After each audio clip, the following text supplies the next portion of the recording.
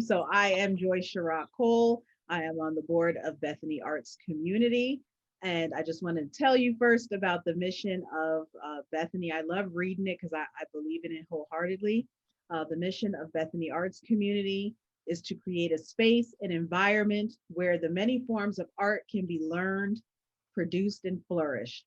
Artists of all ages and levels of experience are welcome to explore and create art that the community can experience and be engaged in while enhancing their perception and perspective of the world. Bethany Arts Community aims to inspire sharing, connection, and collaboration in a culture designed for the benefit of the community and beyond. Bethany is just a magical place. You've been there, Spencer. It's magical. You go in there and you don't even feel like you're in Ossining anymore. It's just, there's something very beautiful about what David Lyons has done there. It's just fantastic place. Yeah. Very, very historic and very informative. Yes. So without further ado, I have Spencer Thomas of the Separate Five.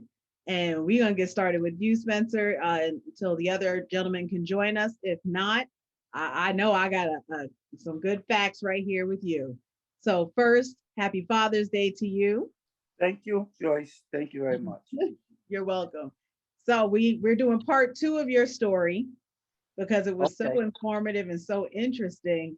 I just want to almost go back to the beginning. So if you could just tell everyone quickly to get us caught back up from where we left off, who the Separate Five is. Okay, the Separate Five consists of Wayne Gillespie, who was Mike Master G, myself, who was Little T, because my brother was Big T, Daniel Hawkins, who was MC Daz D, Andrew Bazemore, who was MC Drew Zabi, Wayne and Danny was the Jazzy Three, K1 and Andrew were the Playboy MCs. We MC'd separately, but when we formed like Voltron, we became the Separate Five. And that's most of the times, you know, when we perform, when all of us was together, we would always perform as the Separate Five. Nice, nice. Now, what'd you say about Voltron? Now that I know. Well, when we got together, the mechanics of K1 and we were like Voltron because me, Wayne, and Danny had like this harmonizing edge, and K1 and Andrew had this gritty street edge. Mm-hmm. But when we got together, it was like we had a lot of swagger and a lot of, you know, bravado. We the rhymes that we had together were very on point. Like, you know, we were back and forth with the crowd. They were easy, to sing along rhymes, and then they were tough rhymes. They were dope. The rhymes was real good, really good. Okay. Now were they coming with some of those today, or do you remember any? Or well, we had several rhymes. We had a rhyme that went off the tune of Gilligan's Island. It went table with a spinny spin, cuts the fastest table the eyes have ever seen. His mixes were made with a razor blade. That's why he never cut so plain. The kid is fly and you can't deny. He rocks like one of the best. He rocks the north and the south, the bottom and the top, and besides the east and west. And besides the east and west. So if you ain't throwing down, I always say to pay cash money to hear us play. So don't just come to stand around. Just check out the 5 MCs getting down. Check out the 5 MCs getting down. Now, while we were singing this, that's dope.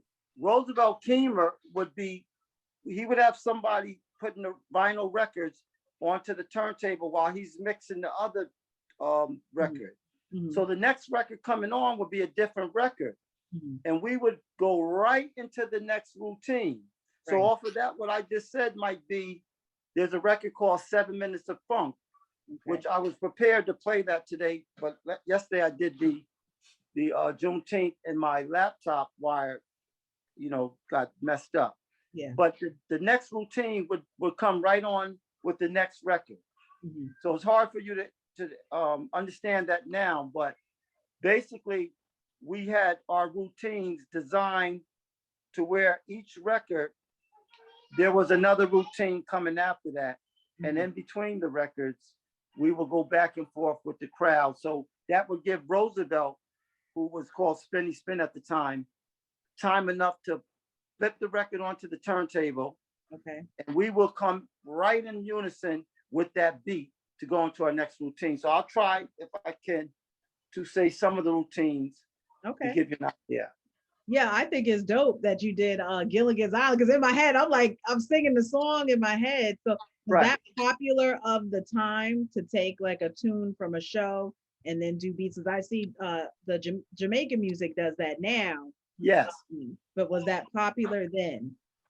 Well, we're from Westchester, so what made us stand out from other MCs was that we had these tunes that in the lyrics were like in detail, like I'm trying to think of Michael Jackson sung Got to Be There, right?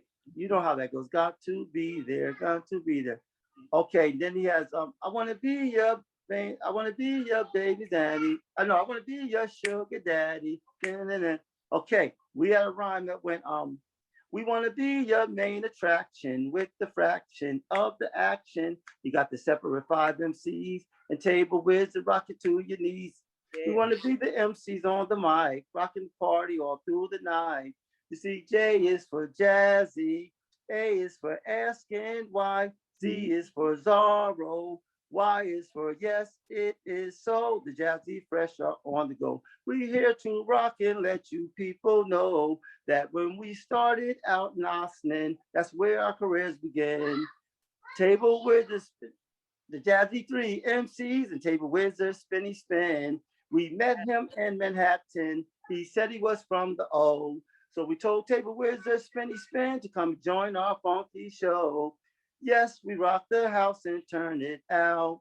The Jazzy 3 MCs will make you party people shout. And when it comes to rocking on the microphones, you'll find out there's no doubt that we will rock you all alone.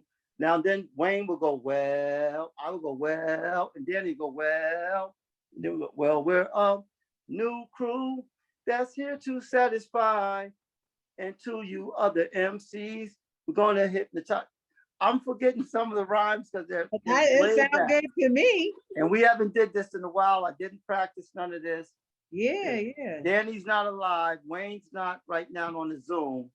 But and Wayne, and I'm sorry, Andrew and K1 passed, rest in peace as well. Andrew's not on the Zoom, but like I said, if we were to get in the studio and practice and get on, because we, like I said in the bio, we didn't get a chance to put music to a record because we separated. But I regret that because had we gotten to a studio, had we got with somebody to write with us, had we got with a producer who could fragment the rhymes and structure it into a song, we would be household names, not only in Westchester, but in other parts of New York. Right. And that's without a doubt. So I don't never worry about, not being popular or making a record, because I know when we were out there doing music, they knew who we were. So I'm good with that. I can attest, I wasn't there, but today, Spencer, if you look on his Facebook, you look anywhere or follow Spencer, he's with people well known today, yesterday, and before. He's not lying. This man is telling the truth. And if you see it in his life today, the people that he is connected to are well-established people in the industry. So I want people to understand that when what you're saying is the absolute and utter truth. I will say this, Joyce. Yes. For myself, now I'm speaking for myself. There, every week I went to parties or, was down in the environment. And I'm talking about Funhouse, Broadway International, 1018, Justine, Sweetwater's, Celebrity Club, Roseland, T Connection, The Encore, Zanzibar, Copacabana, Bentley's, Red Parrot, Chanel's, you name it, 371, Disco Fever, you name it, I was there. LT's, Lawrence Taylor's, KCO Tools in Inglewood. You name it, I was there. So a lot of the PAL Western, a lot of the parties that were going on back in the day, and I'm talking about when I was down at Jelly Bean Benitez, Madonna was coming out. You had Houdini, you had the Foursome C's, you had Dougie Fresh, you had Treacherous 3. I was down there. I was there. So, you know, Happy the Pioneer. These are the people that I came up with, and these are the people that I'm still around. You know, I can, you know, just think of many, many venues that I've been to, you know, and seen a lot of, you know, the Fat Boys when they were the Disco 3. You know, there's a lot of people that came up, Sweet G, a lot of MCs that are not here no more that I came up watching, you know, emulating, admiring, respecting. So when you were doing those rhymes, like, so I know how easy it is for us to get instrumentals today. You just got to Google. How difficult was it for you to get those instrumentals to the Jacksons and to Gilligan's Island for you to be able to rhyme over? Well, that I have to give credit to Roosevelt. Roosevelt was Table with a Spinny Spin back in the 80s. And Roosevelt was the our DJ. So Roosevelt back then, to take the small part of the record, which was Michael Jackson, because you have the whole record playing, but he would take that small loop and mix that. And we would get the vinyls. Like today, you can go to YouTube and Google any type of loop sample, any type of record, and you can, and they have it in different variations, which is they have it in 1 hour loops. And this is the breakbeat part of the record. This is the record that you will rhyme on. Okay. So to answer your question, back then you would get the vinyl, and it was your DJ skills that enables you to keep that loop going between two turntables for us as the MCs to rhyme over. Okay. So it was, you know, it was a back and forth between the two of us. Okay. The DJ and the MCs. Yeah, that's interesting, because I never thought that. You know, we think about things today, how convenient it is. Oh, it's easy. I had to work so much harder to get your stuff together. So if you could do a comparison of that for me, that'd be great. Like, as opposed to you trying to do something today and then how much harder you had to work then to get it together. Oh, that's very easy. Okay. So you got, I'll give you a perfect example. You have, there's a song, it's called Rocket in the Pocket. It goes, doom, doom, doom, doom, doom, doom, rocket in the pocket. Okay.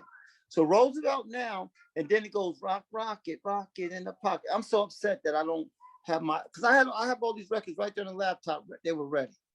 But anyway, okay, so Roosevelt is catching this on one turntable, and as the music, as the break is about to end, then all the like the horns, the music coming.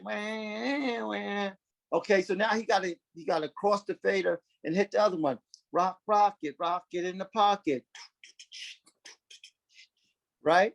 Okay, so we got to rhyme to him going back and forth on his turntable. Today, an MC Joyce can go to Google, go to Safari search, and pull up Rocket in the Pocket and load it up, and it'll play for a half hour. Oh, wow. And all they have to do is rhyme over it. They don't need a DJ. Wow. No one needs a DJ no more. No one needs a studio. No one needs to physically go pay for a studio, because now you can go buy the equipment locally and set it up in your house. What do you think is lost? What do you think is lost in our music that you had then because you had a DJ? What would you say is lost? I would say what's lost is accountability. What is lost is creativity. What is lost is the patience to put product out that is good. You know, you can, no disrespect to no MCs, but all you hear on the radio is jewelry, drugs, and money. Right. that's all you hear. Every MC is saying the same thing. Yeah. Now, when I was coming up, you had social issues like, you know, Public Enemy. You had Lords of the Underground. You had like fun, happy rhymes, which was Houdini. Mhm. You know, Freaks Come Out at Night, Funky Beat. Okay, then uh, you had rhymes like Sugar Hill, which was party rhymes. You know, and they were creative. Like, you know, the rhymes of today, it puts you in a different mindset. It's money, Yeah. Yeah. cars, jewelry, females, and guns. You know, it's the Yeah. same. Yeah. The There's same. no creativity. It's just a repetitive I just remember of the music. stories of rhyming when I was growing up. So in the 80s, and I was listening, you can go home and repeat what you were hearing. You Slick know, Rick, the you know, story. Yeah, it was a okay, story. Yeah. children's story, Slick Rick, Yeah. Dougie Fresh, the show, right? You Yes. can say you weren't, that's, was that during your time? Yes. Okay, so now you can say them rhymes word for word. Yes. Why? Because they are creative Mhm. and they are catchy Yes. and they hit you to where you want to party and get up and, you know, it's fun. Right. It is. It was. It was. It still is. You know, Yeah. and Joyce, these records are like 35 years old. Yeah, they are. They're They're, 35 years they're old, but yet timeless. when you play that at awards Yeah. or you know, in a park, Yeah. everybody is you know, engaged in that Mhm. music of today, Yeah. and you know, of years back. It's a big difference, and this is only my opinion. Yeah. No No, I disrespect, get it. Yes. my opinion. Yes. And that's thank you for sharing that because I think You're welcome. some people don't think about, how things used to be. I'm a historian, so I like to talk about what happened and how we got to where we're at today because a lot of what we do today is influenced by what happened in the past. So I remember one other thing that I loved from the interview was the costumes, and I know you had a lot to do with the Oh, costumes. yes, So if you can talk we were about sharp. that, what Okay, kind of yeah, what kind of shoes and where were you our buying shoes were, yeah, I'm telling you, our shoes were Brisk Walkers, them? Stacy Adams, Wallabies, Pierre Cardin suits. We would Lee, you know, Devil Jeans, Lee, Taylor, Mhm. Jordache. We was fly.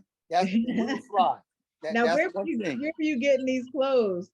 Well, I would go down to New York. You know, I used to go down to Orchard, Delancey and Orchard Street, and Mhm. I would get the guy, like I would talk to the haberdasher and be like, you know, listen, we need this, you know, we need like 3 of these. Because the Playboy MCs had their two, you know, K1 and Andrew had their style.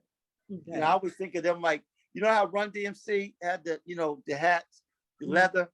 Yeah. Well, K1 and Andrew were fly. They were the Playboys. Okay. But and the Jazzy 3 was like when we came out with the Pierre Cardins or the warm-ups, look, and we all had the same thing. It gave us a look to go with the rhymes. Mhm. And then, you know, with Wise, but you know, back then he was Spinny Spin. Mhm. We had the complete package. So Like, you know, so the we were two of y'all, confident. so you guys were rhyming that did the DJ wear the same outfit as y'all No, did? no.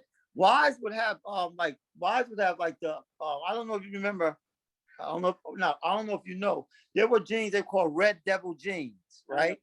Yeah. Okay, they were jeans and they had like a little devil with a pitchfork in the tail, like Okay. a tail, right?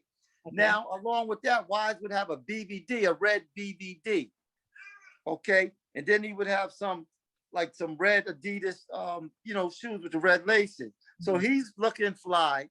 Now we're with, like I said, we would have maybe devil jeans or Taylor jeans or Jordache with like a dark blue BVD, some Adidas with the blue laces, or we would have when we went out and did like a party, like we did the Cortland Lounge that night, we had them Adidas suits. I mean, not the Adidas, the Pierre Cardin suits on, and like you just asked, people were asking us, how did we get them? How did we pay for them? Right, You right, know, like, and what kind of budget did we have to come in with them? We made it happen. right. You know, listen, where there's a will, there's a way. When you want to get shock value, so you know how you go to like Macy's, people go to Macy's, they sponsor, Macy's a sponsor, like some fashion show. They'll tell you if you don't damage the clothes, you bring them back. A credit card, if you were to go to Macy's years ago, and that would be your collateral, they would give you, like for a fashion show, the outfits. You bring the outfits back, you know, they clear your credit card, the outfits are in perfect condition, you go about your way. But back then, when we used to go down Orchard and Delancey Street and see the Pierre Cardin suits or see some type of outfit, it was outright, you try, you buy. You try, you buy. Oh, You wow. leave, you leave, that's it. You're not bringing that, you know, Mhm. outfit back. They might exchange it Right. for something else, but it was no return to where you getting your money back. You're getting an exchange. So we knew when we went down there to Delancey and Orchard and we're looking on the racks of an outfit and it jumped out at us, Yeah. we knew that it fit us and there was three of them. So Freezing. when we came across three things, we were good. Great. So you guys would go to, did you have bargaining power? So I know sometimes you can go to Harlem and stuff and you can bargain the price. Were you able to do that then? With equipment, we could, like, you know, we were in a record pool. I know me and Wise, we're in the downstairs record because I used to go with Roosevelt all the time to downstairs records. And, you know, if we buy a certain amount of records, they would lower the price. But I'm gonna be honest with you, everybody was into DJing and MCing, you know, in the 80s. Like it was just it hit the streets even more when people started, you know, were on records and the radio, Mr. Magic and the radio stations was playing hip hop. Mhm. Like everybody was going crazy. So your bargaining power would be, so I can't get this. And he would say, listen, come on, you know, either you're gonna buy or you're not. He Mhm. might take a couple of dollars off, but he wasn't there to waste time with you because there was five more people right behind you gonna get that record Okay. or that equipment. That equipment was going like hotcakes back then. What about the clothes? Were you able to bargain with the clothes or no? Not really, no, not Okay. at all. You know, Now, not when you're talking about them name brands. Nah, now somebody else was right there to buy them. yeah, you talked about the Cortland Lounge. So for the Ossining people, can you tell them where the Cortland Lounge was? Well, where the supermarket is on the corner of Maple Place and Spring Street, the Cortland Lounge is integral to our story because the Cortland Lounge was the place where we would go up there and give parties. And, you know, we made a name for ourselves. If you came up to the Cortland Lounge, that's like being in your backyard, you know, plus we had the home crowd. Mhm. And, you know, when we were up there, we felt like the warriors. We felt we were at home. So that was at the same spot as Rudy's for the I'm people so that look. Rudy's Lounge is at the same place. No, Rudy's Lounge was downstairs. You could Mhm. go from upstairs in the Cortland Lounge downstairs to Rudy's Lounge, right? Okay. So Rudy's Lounge was where people went downstairs, you know, like to get away from upstairs, have some drinks. And the Cortland Lounge upstairs was the actual floor to, where everybody could, like a large crowd could come upstairs. Mhm. Rudy's Lounge was basically go to the bar, get a drink, sit down at the table, couple people's dancing on the floor. But the Cortland Lounge, when they gave a party and they knew it was a hot party, Yes. the Cortland Lounge, you couldn't get a parking space outside. I mean this, every town, Mount Vernon, Spring Valley, White Plains, Port Chester, Peekskill, Yonkers, New Rochelle. Mhm. Ossining used to be the number one up in this area spot where everybody wanted to come up to and party. Okay. You know, now someone might debate me on that or, argue, but I'm telling you, when I was coming up, Ossining was the hottest place up here. It was the place to be up here. Everybody came up to Ossining. Right. So, I'm a big up Ossining all day. Can you, yes, of course. Can you let people know some of the bigger names that either were bred from here or would come here in the Well, period you're talking about. Fonda Ray, who sings Over Like a Fat Rat. Yeah. She's from Ossining. Mhm, I met T-Ski Valley in 1980 mhm. at Cortland Lounge. He came up here with Donald D, DJ Donald D, came up here with Fonda Ray.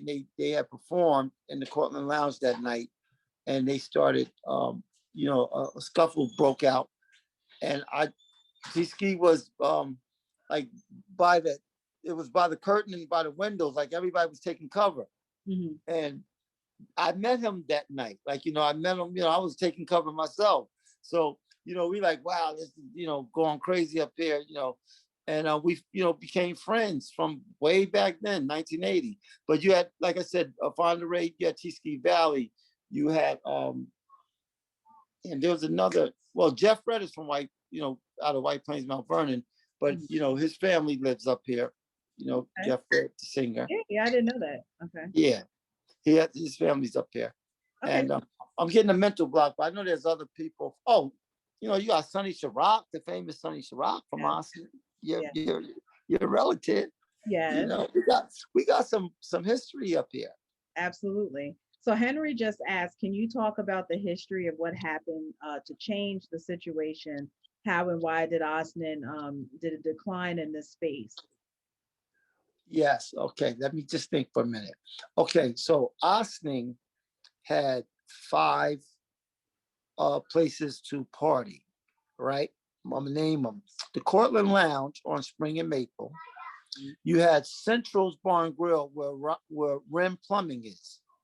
Okay. Oh, okay. That was Central's Bar and Grill. That was Mr. Dallas Howell. My mother worked there when I was like 6, 7 years old, Okay. mopping, helping the playing in the mop bucket. And Mhm. she was the cook.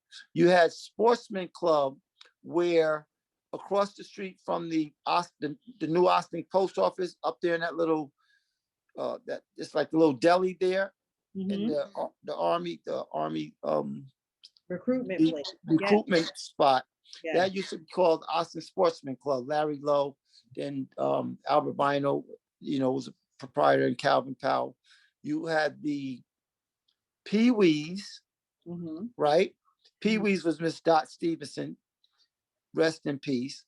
And then you had Mommy's, which Donnie Ridenour had um, right there on across from Lindare in the auto place. So you have 5 places that you could actual go to a party. And I cannot forget Delroy. You Yeah. know where you go behind Austin Open Door to go up into the parking lot. Yes. Okay, when you first pull in to your right, there was a club Delroy had. So actually there were 6 places to party in Austin. Okay. Okay, so Mhm. to answer your question, why do I think it declined? It declined because when you have people gathering, a large gathering of people, you Mhm. get a um, you get unruly people, because you're getting a large gathering. So everybody can't fit inside. Then people want to get air outside. People want to come out, hang out, congregate, socialize. Once the police started sitting outside the establishments, okay, now it was okay. The police would sit outside.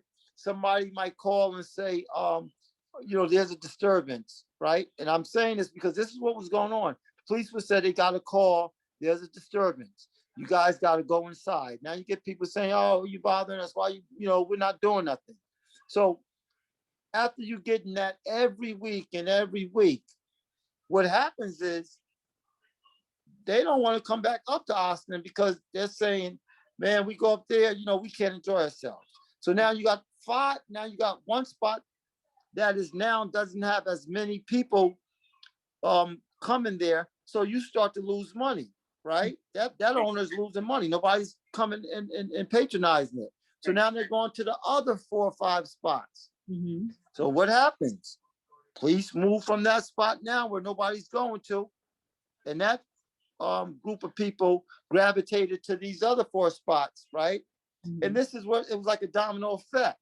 Right. And also along with that, you have people that there were fights, there were just a combination of things. But from what I was saying all the time was, you're seeing people that are, in the summertime, what are people going to do? They're going to hang out. Everybody's not going to stay upstairs. Right. But when they're being told you can't loiter, Mm-hmm. and now that can escalate, because back then we didn't have the same type of, back and forth with the police as we do now, where you have cameras, where you have, audio people saying, that's not right. You can't talk to me like that. But back then, Right. it was different. Mm-hmm. And it was very different. So if people are outside in front of the place, and now the police are telling you to either move or go to jail, why would you want to come back there the next week if you're from out of town? Especially if you were in there and you were drinking and you got to get in your car and pull away from the curb. Who wants to get a driving while intoxicated or driving while impaired, or risk getting that? So you would not come back up here. You would find somewhere else where they're more, it's more lax, and as far as,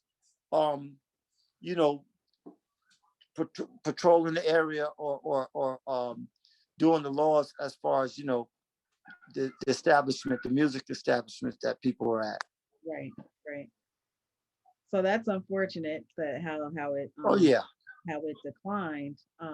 No, there is no places out here. Yeah. There are no places with R&B music, hip hop music. There's none in Austin. There's none. Right. So let's be clear, viewers. There is none. Right. So Henry said, could you build places today? Of course. Listen, hip hop, Henry, is a billion-dollar business. Okay, we're talking about billions. You look at the business part of, like I regret not being business minded enough to know that a Pepsi commercial is bringing in billions. Mm-hmm. A Geico commercial. Look at any car commercial.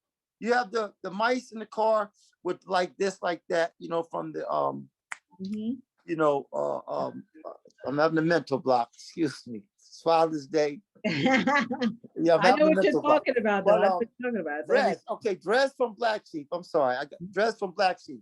You have the car commercials. You have the Sprite commercials. You have the everything with basketball, NBA, baseball, football.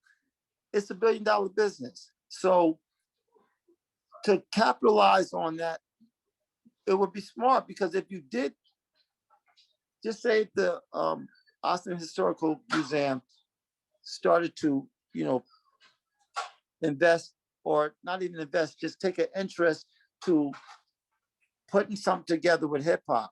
Mm-hmm.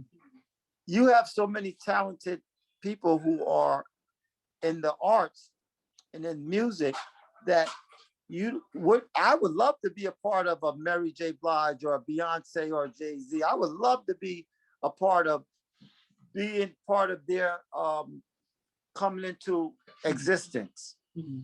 So if we had some place to, like, a breaking ground or a foundation here, because they just did the Hip Hop Museum down in the Bronx, right, and in DC.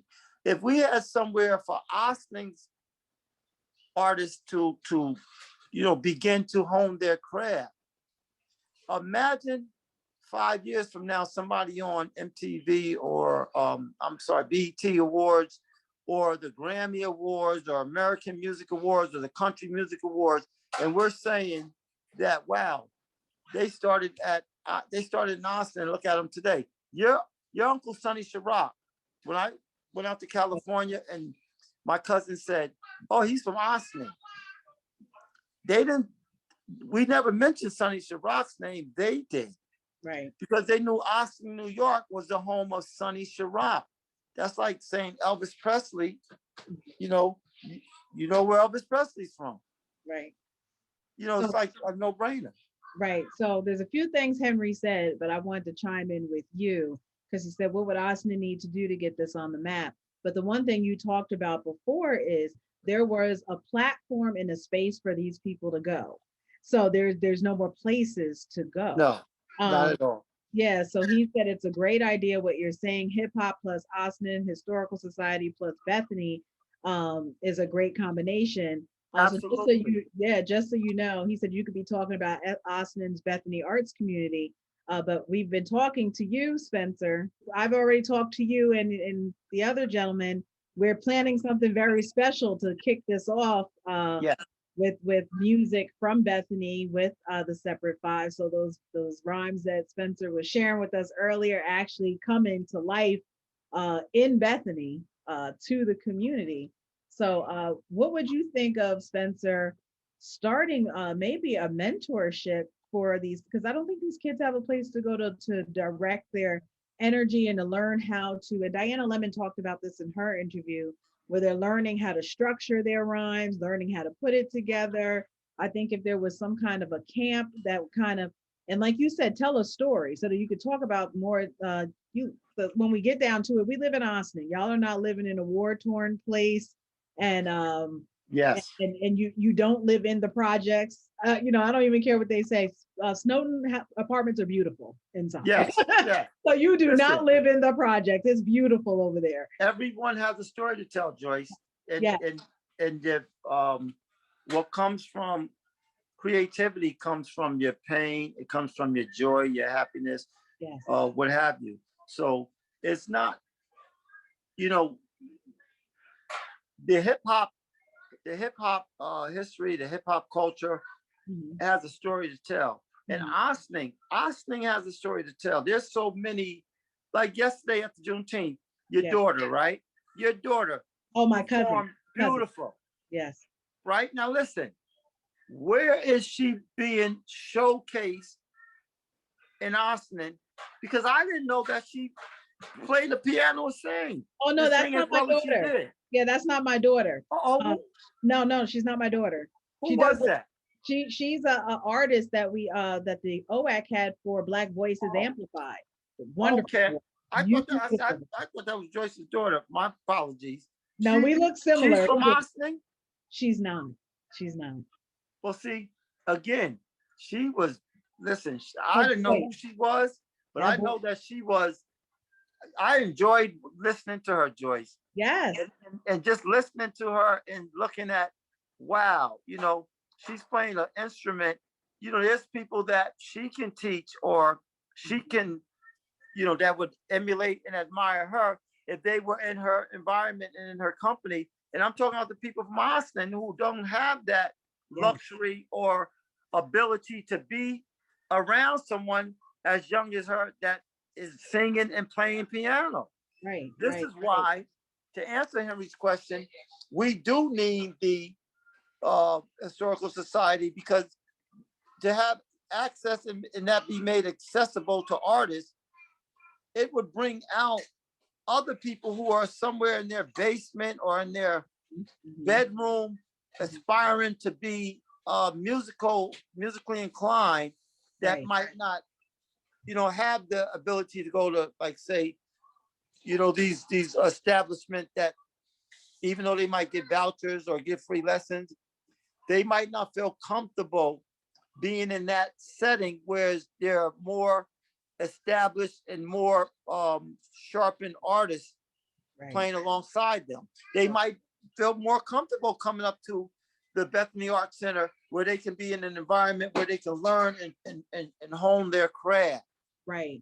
Without being in competition with 5 other people in a class where somebody might be telling them, you know, pay attention, or you got to catch up, or, you know, you should know this by now.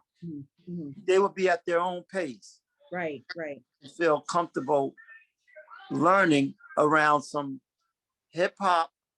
Because I'm gonna tell you, if you look at a lot of kids that have that rhythm and that swag, you see hip hop now in the dance classes where they were doing, I don't know, Lamaze or ballerina, whatever.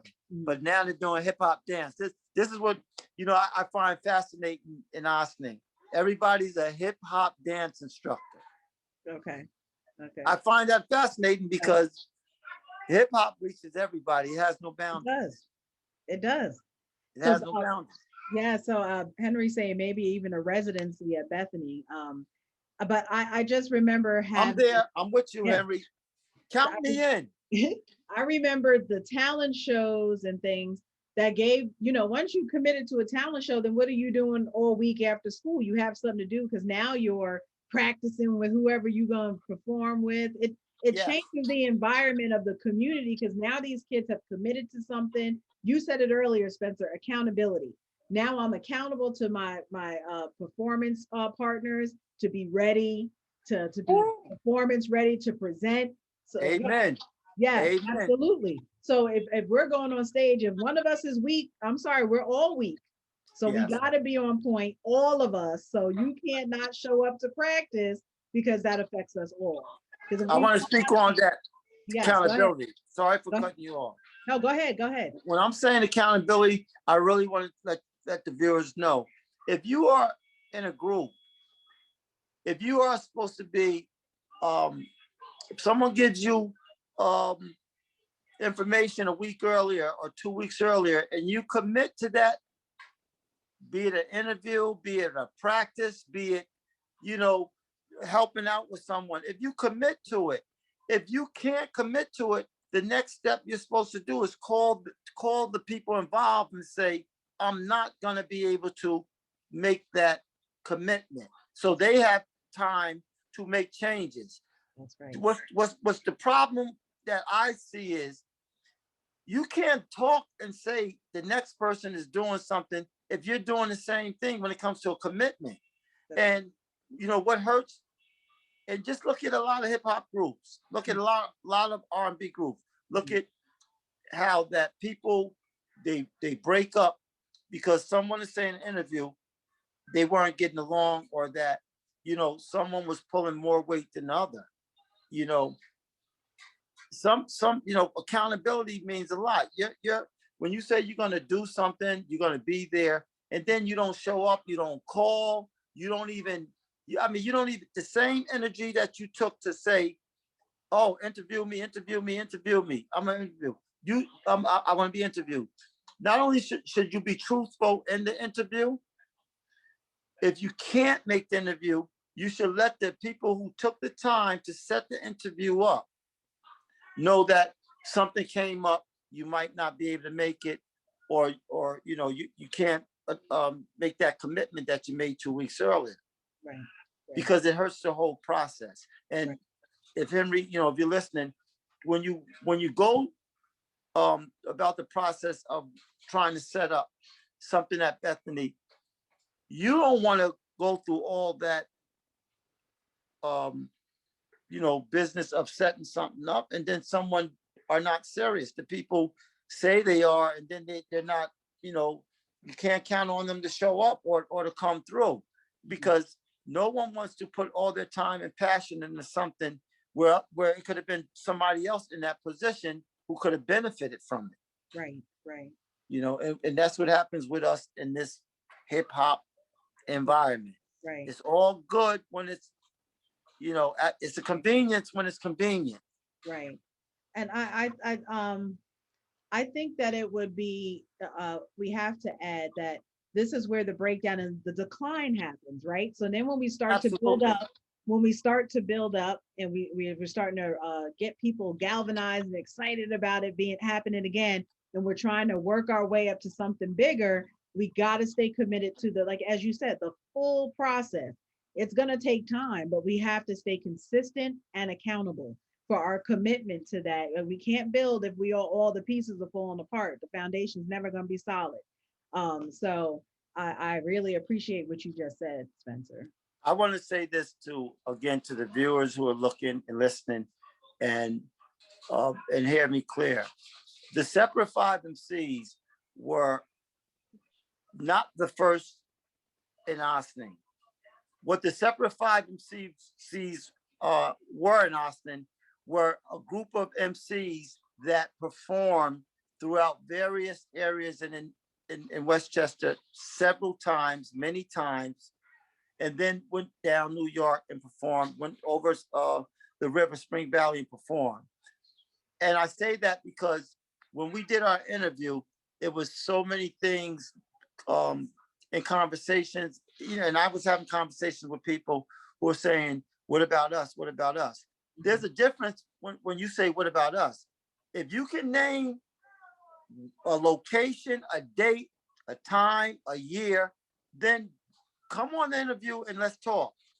But just to say you were out there too, we know who was out there. We know who were DJs, and I'm saying this, and I challenge any of you MCs out in Austin that after the interview have all this, conversation about, well, they weren't the only ones, or they were only short.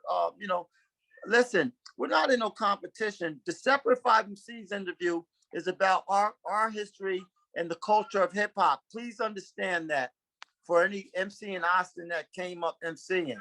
Now, Andre, I want to interview.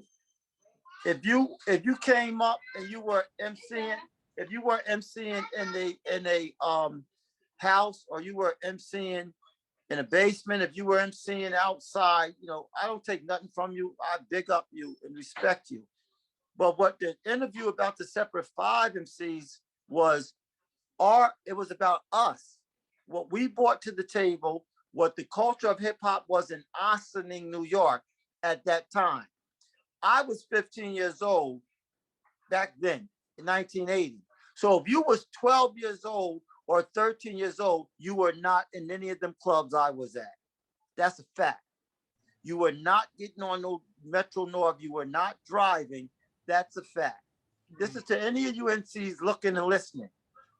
And I'm saying this because when we talk about the culture of hip hop in Austin, I'm not going to let nobody destroy or alter or change facts.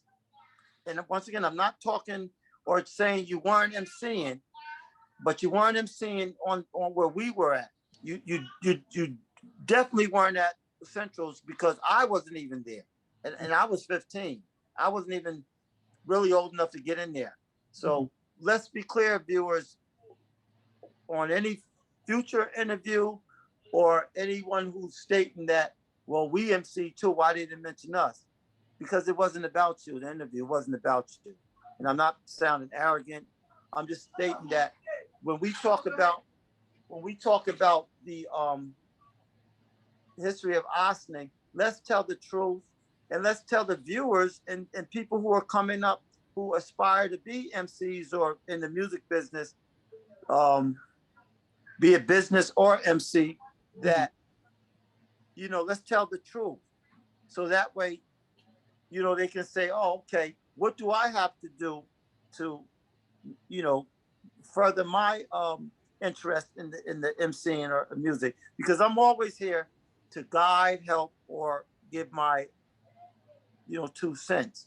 What I will not do is co-sign the lies or the stuff that is not facts. I won't do it, and I will call you out on it. And like I said again, there's a lot of MCs in Austin that were MCing. You might MC, or even if you went out of town and MCs. We were talking about the culture of Ossining hip hop, not somewhere else you went and MC'd at. So. Well, I appreciate you clarifying that and bringing that to light, Spencer. But someone did mention that you would be a wonderful mentor for people trying to get into this genre of music. Welcome interview where we all can, get on and, talk, about MCing and Ossining and the culture and the history. Feel free. Just tell the truth. Right. Because you can't be 12 years old and be down in no club in New York. You can't be 12 years old talking about you were going down to buy equipment. I mean, that sounds ridiculous. Right. I'm not going to entertain no interview where people are saying stuff like that. Right. So I just want to, as we get closer to the end of the hour, is just say that one, we're working on something very special coming in the next month that Spencer and I, we're not going to announce it yet till we get more details. We won't. But it's going to be very special. And then I'm actually going to work with Spencer on what he just said, getting a list of MCs that came from watching and being inspired by the Separate Five, the other artists, and work on a larger history of what happened, and where everyone could come together at one time and tell the story. And I think it'd be beautiful, a cascade of stories. So the people that were inspired by you, and then the people inspired by them. And it tells this beautiful story of passing down a legacy of music and a love for music and a genre that influenced a culture in this community. So Spencer, I thank you for taking time on your Father's Day. Uh, You are very welcome. How many minutes do we got? oh, we have a few minutes. Do you want to do Yeah, a rhyme? I'm gonna say this is an old rhyme. Okay. Last time we got on, I didn't say, I had skipped for whatever reason, and I regretted that. Okay. But I'm gonna say I'm gonna try to remember this rhyme. Go ahead. Okay. Okay. Let me see. It goes. Pull yourself back together, get yourself on the road, because how many times have you been told, no, you can't have $1, a 5, or a 10, because we know, homeboy, you're at it again now. Don't even try. And lying denied that you've been cooler now. Now you don't get high. So let's face it, homeboy, the shades are drawn. The look on your face showed you're tired and worn. I grew up with you, baby. You can lie if you want, but we both know the money's for a crack or a blunt. So let's take a flashback before the crack, about 5 years ago, when your pockets fat, when you used to know the people, the popular faces, me tend the rich and famous in exotic places. You were the tourist, the drug was your guide. You let the drug take you along for the ride. The tricks of the drug got you all caught up. When it was too late, when you realized you were stuck and your pockets are low, your friends are all gone. The females are calling you a fever Sean. You had the best job located in the town. The friends on the corner named off of the town. Listen, it's raining outside. I'm sorry. They're telling me it's pouring and my equipment is Okay. out there. No I problem, apologize. Spencer. Thank you very much. That was an awesome way to end it. This is not, I'm very blessed yeah, to have you, Joyce, interviewing me, and I thank you. I thank you, no Henry. Thank problem. you, viewers.